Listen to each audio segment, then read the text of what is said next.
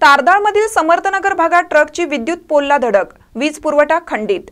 हातकणंगले तालुक्यातील तारदाळ येथील समर्थनगर भागात सकाळी सुताच्या बाचकीने भरलेल्या ट्रकची विद्युत पोलला धडक लागल्याने विद्युत पोल तुटून पडला।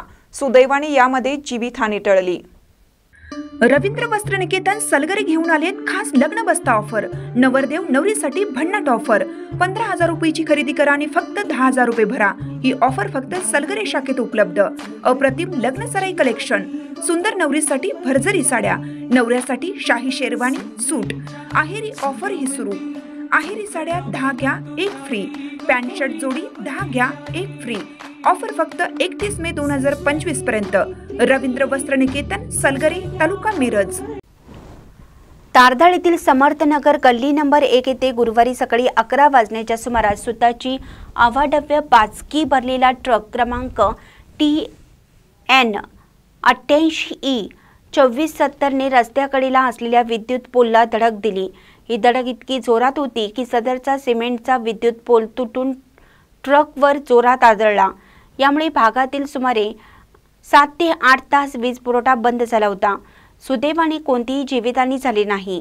या प्रकारामुळे भागातील नागरिकांनी ट्रकला रोखून धरलं। संबंधित महावितरण अधिकाऱ्यांना बोलावून सदर घटनेचा पंचनामा करण्याचं सांगितलं। यावेळी संबंधित महावितरणचे कॉन्ट्रॅक्टर यांनी सदर झालेल्या नुकसानीबाबत 20,500 रुपयांचं एस्टिमेट काढून नुकसान भरपाई वसूल करून घेतली।